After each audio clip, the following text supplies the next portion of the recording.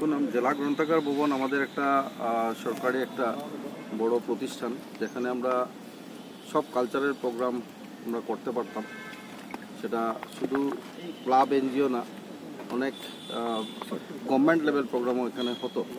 কিন্তু 2016 গভর্নমেন্ট আসার পর সেটা কাজ শুরু হয়েছিল, আর এই কাজ খুব স্লো গতিতে চলছিল। বিধায়ক হওয়ার পর সেই কাজে আমি হাত দিয়েছিলাম। আমি অনেকবার এখানে এসে জানতে পেরেছিলাম যে তাদের একটু টাকা পয়সার কনস্ট্রেন্ট রয়েছে। তো পরবর্তীকালে সেটা মুখ্যমন্ত্রীর সাথে কথা বলে একবার তাদের পেমেন্ট হয়েছিল। তারপর গত কিছুদিন আগে আমাদের রনজ পেগু মহাশয় এখানে এসেছিলেন।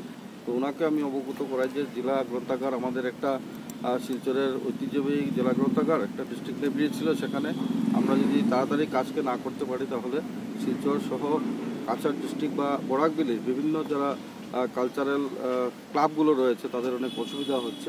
তো সেটাকে নজর দিয়ে উনি আমাকে বলেছেন, ঠিক আছে, পেমেন্টের কী আছে আমি সেটা দেখছি। উনি গিয়েছেন এক সপ্তাহের ভেতরে।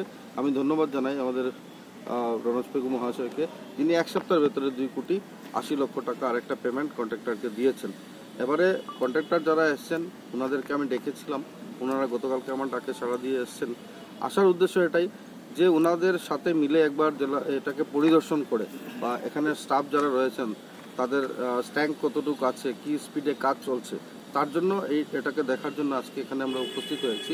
আমার তরফ থেকে ব্যক্তিগতভাবে ওনাকে আমি আশ্বাস দিয়েছি যে যতটুকু সম্ভব বিধায়কের যতটুকু সম্ভব আমরা সমর্থন করব, সহযোগিতা করব।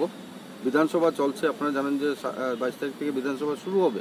তো এই বিধানসভা চলাকালীন আমি ওনাকে বলেছি যে আপনাদের যদি কোনো কথা থাকে তাহলে সেটা মাননীয় মুখ্যমন্ত্রীর দরবারে আমি আপনাদেরকে নিয়ে যাব, আপনারা একবার কথা বলবেন।